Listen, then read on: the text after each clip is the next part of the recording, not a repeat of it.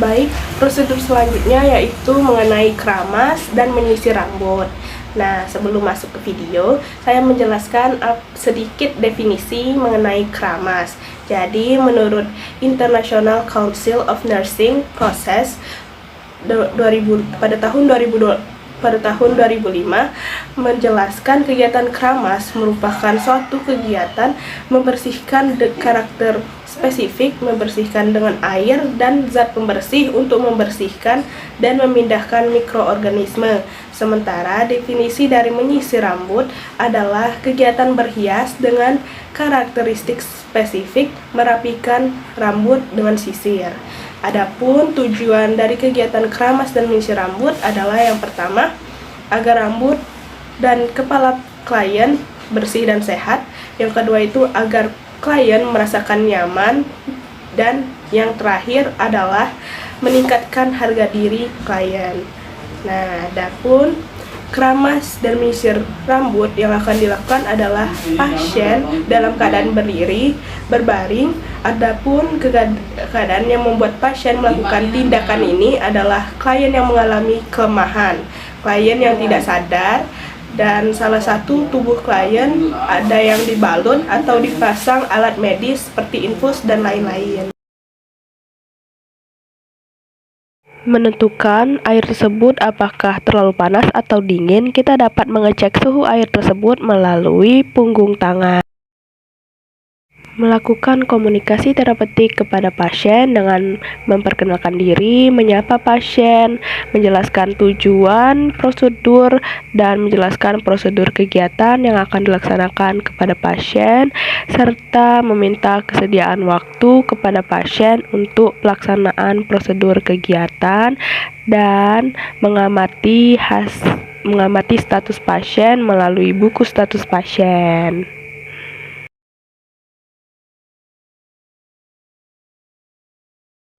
Selalu menjaga privasi pasien, maka dari itu kita harus menutup skadsel atau jendela sebelum memulai pelaksanaan keramas. Tahap ini mempersiapkan posisi pasien dengan memindahkan bantal tidur dari pasien ke tempat lain dan kemudian memasangkan handuk di atas selimut pasien dan menganjurkan pasien untuk memiringkan kepalanya ke samping tempat tidur agar bisa memasangkan perlak yang mengalirkan ke ember. Berikut cara-cara mempersiapkan perlak yang akan digunakan kepada pasien. Memasangkan perlak di bawah leher pasien sampai menutupi seluruh bagian kepala sampai dengan leher pasien, dan kemudian menghubungkan ujung perlak ke ember sebagai wadah tampungan air keramas pasien. Mencuci tangan sebelum melakukan kegiatan atau prosedur pelaksanaan kepada pasien.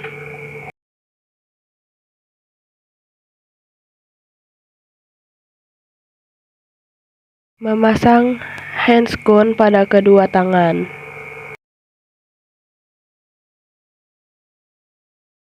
Menggunakan Scott atau celemek sebagai pengaman.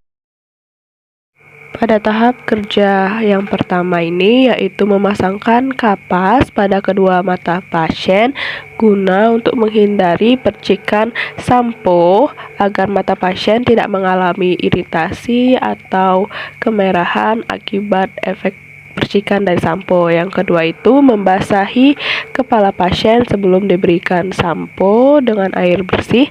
Yang selanjutnya itu memberikan sampo, tapi kita harus menanyakan apakah pasien mau diberi sampo yang dari rumah sakit atau pasien membawa sendiri. Nah, selanjutnya kita oleskan ke rambut pasien sambil kita pijit-pijit agar sirkulasi darahnya itu tetap lancar.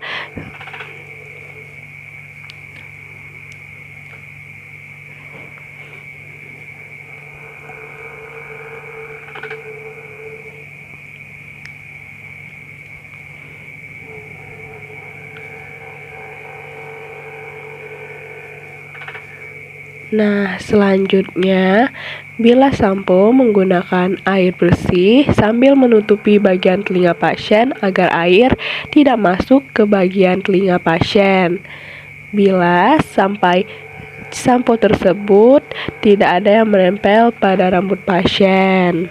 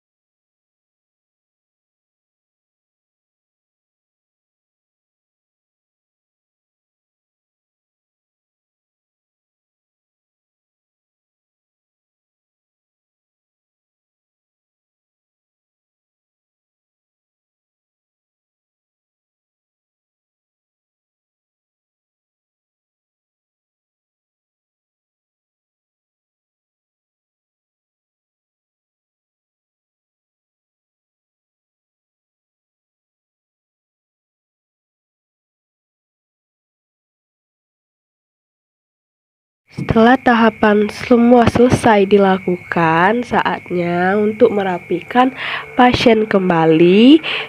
Yang pertama itu mengganti atau meletakkan bantal di bawah kepala pasien dan merapikan handuk yang digunakan tadi. Kemudian mengangkat handuk yang ada di atas selimut pasien. Dan selanjutnya merapikan atau memposisikan pasien ke dalam posisi yang senyaman. Setelah merapikan dan melakukan tindakan kepada pasien, perawat merapikan alat-alat yang telah digunakan dan selanjutnya melepaskan APD yang digunakan mulai dari Scott dan handscoon. Baik, pada tahap evaluasi ini, perawat menanyakan mengenai respon pasien setelah dilakukan prosedur kegiatan dan membuat kontrak kepada pasien untuk melakukan kegiatan selanjutnya.